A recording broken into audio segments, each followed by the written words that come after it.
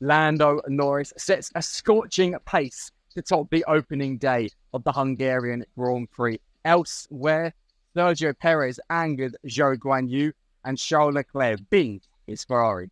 In Racing News 365.com, my name is Nick Golding, and I'm joined, as always, by lead editor Ian Parks. Ian, it has been a scorching day in Hungary. You're looking a little bit red, my friend. Lando Norris on top. But we've got to start with Charles Leclerc, a nasty shunt in FP2, leading to a red flag after losing at high speed at turn 4. He needed a good weekend, and that's not the way to start it. I think it must be the light, Nick, because I've barely been outside today. And yesterday I factor 30 on my face, just to clarify that. So I've got the beautiful sunset behind me here at the Hungaroring. But I think, mate, just before I get into anything, people are going to want to know where you are right now, because they'll be looking at your background and thinking, hold on, that's not Nick in his office with a dartboard on the wall. What's going on? It's definitely, there is no double. So I'm at Formula E, Race News 365, are a Formula E this weekend at the season finale in London. So Race News 365 are across all things single-seater this weekend. But yeah, back to Leclerc. He needs a good result. It's been a difficult few races, and spinning it at turn 4, thankfully escaping without too serious damage. It's not a good way to start the Hungarian Grand Prix, though. Yeah, I mean, Charles has been on a real wretched run of form as a Ferrari in many respects, but is actually worse than Carlos Sainz since that wonderful victory on home soil in Monaco. And today, this weekend, they've come into it with a revised floor.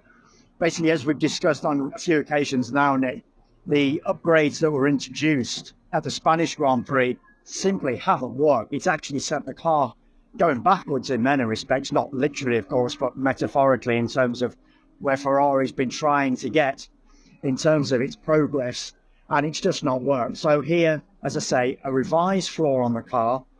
Things worked out really well in FP1.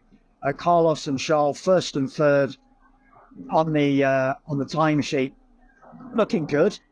You know, FP1, you can't read too much into it, but at least for them, that was progress. And then FP2, 15 minutes in, Charles coming out of turn 4, real fast left-hander here at the Hungaroring. The car seemed to just bottom out a touch. That then seemed to put Charles out of shape coming out of turn 4. He got on the curbs. That really threw him then, put the car into a spin, rear wing, hit the back wall, come out the, back wall, hit a wall, come out of that, front left corner, then damage that as well in the barrier.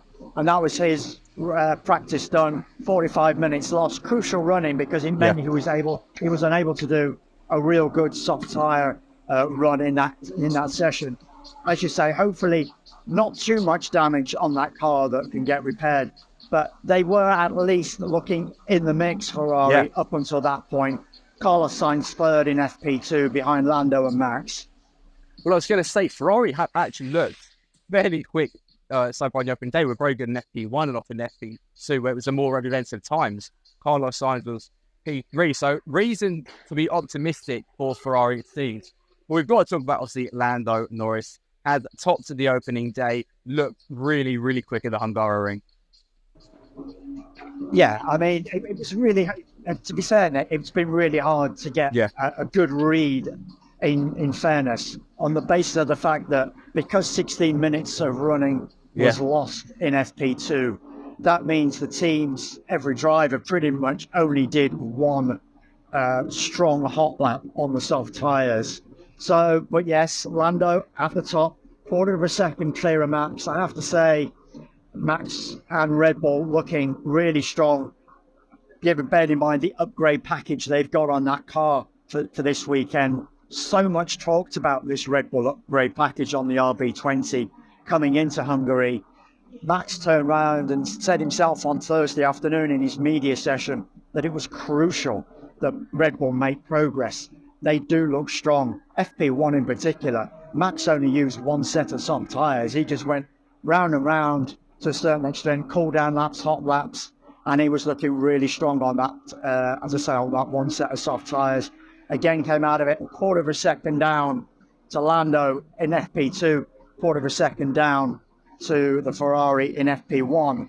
So, as I say, him and Checo looking good on those updates. The difference between Max and Checo in particular with regard to the updates is that while Checo has the majority of the package, he doesn't have the arguably the most important and sizable part, which is the engine cover and side pods. Nevertheless, Checo has come out and said post-practice that that is the most comfortable he has felt in the car for quite some time. So that bodes well for him, bearing in mind here in Hungary and next weekend in Belgium are two crucial weekends to effectively save his seat in that Red Bull going forward for the rest of this season and beyond potentially, because Helmut Marko has turned around and said that his form will be evaluated over the summer break regarding these two Grand Prix in particular. So at least he's feeling better in the car. Let's see what he can now do in qualifying, even though it's not the full package compared to Max. Yeah, it's a really good point. Checo had actually looked fairly decent on the opening day. For the first time in a long time, the opening day is normally a bit of a struggle for him. He takes his time to build into the weekend, but to see him being quick from the get-go is very promising for him and for Red Bull. However, he did annoy Zhou Guanyu in FP2 an incident at turn 4. Again, funnily enough. What were your thoughts on it? Because Zhou obviously span and wasn't happy with Perez. Yeah, that was a real Close. near miss moment. If that had been a collision, that would have been quite substantial, let's put it that way. Again, the same fast turn 4 left-hander, Zhou's just gone into it, and his explanation is he's got caught in the dirty air because Checo has just been up ahead of him. That's put him in a spin, and within that spin, he's not gone into a barrier unlike Charles, but within that spin, he's come very close to catching Checo. Checo's reactions, lightning fast. He's seen Zhou in his mirrors, just managed to get out of the way. If he hadn't, as I say, that would have been a real sizable near miss. Now, the key for this is that the stewards haven't even looked at it. Zhou made an immediate complaint over the radio. What the hell was Checo doing there along those kind of lines? Checo's turned around and he said, look, I saw him. I got out of the way. There are no issues. And as I say, quite clearly for the stewards, there were no issues. We can blame Zhou for that one. His fault, regardless of the fact that he felt he got caught in Checo's dirty air and Checo shouldn't have been where he was on the track at that particular point in time. Case closed. Stewards didn't do anything. Definitely. And obviously, we've spoken about Red Bull, we've spoken about Ferrari, we've spoken about McLaren, which leaves Mercedes, a team we thought were potentially a big favourite maybe for a win this weekend. A difficult start to the weekend, both on and off the circuit, in particular off the circuit. And obviously, having a computer crash as part of the, the global issue that's gone on today. A far from ideal start to the weekend for them.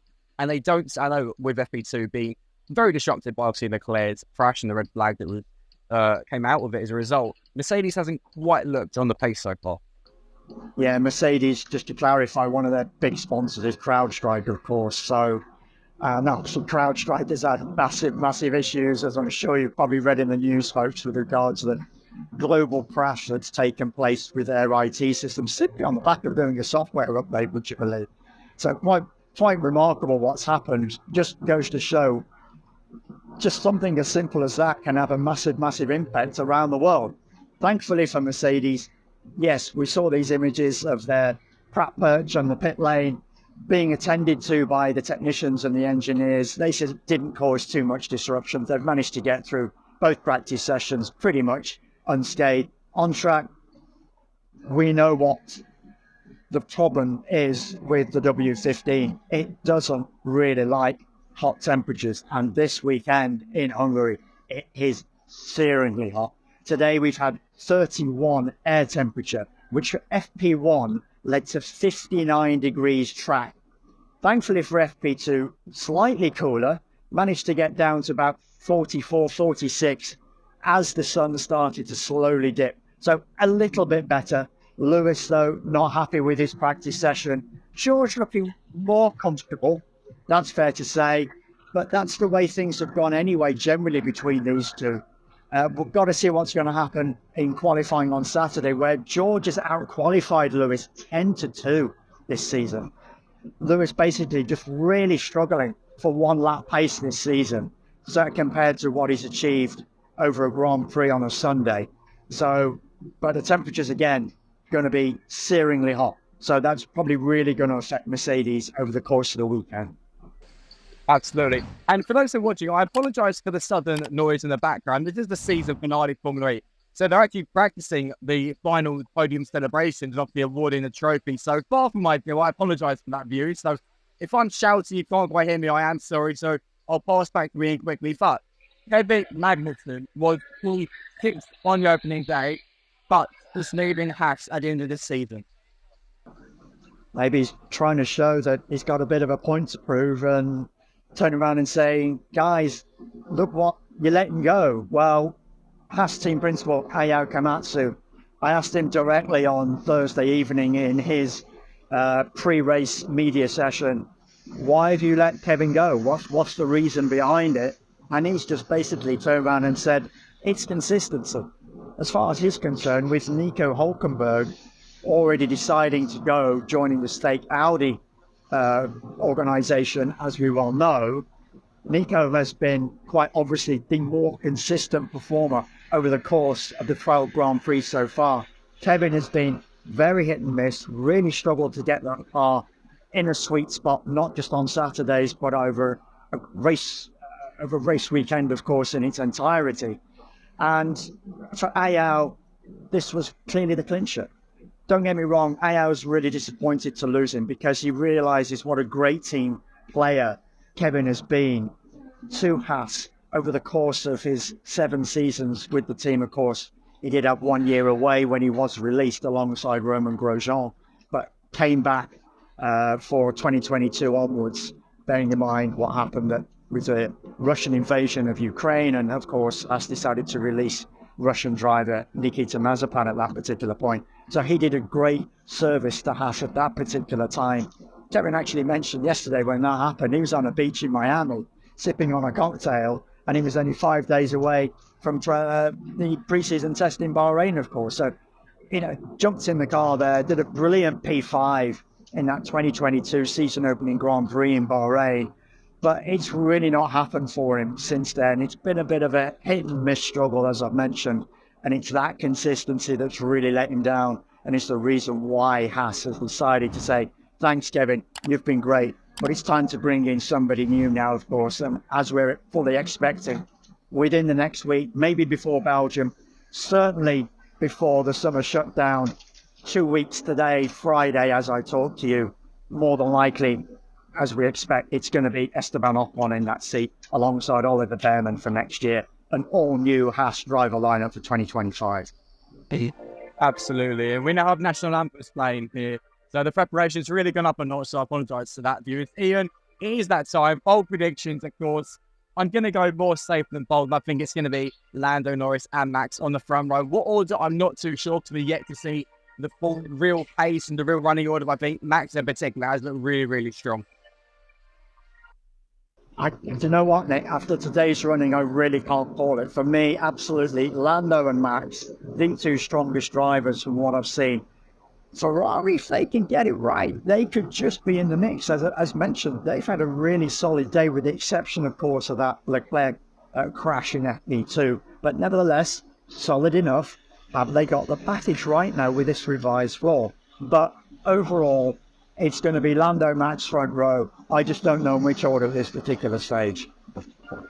Well, of course, for those watching, as the American national anthem finishes, be sure to let us know your prediction in the comment section below. This has been the latest episode of the Racing News 365.com update. And for myself and Ian, we'll see you tomorrow.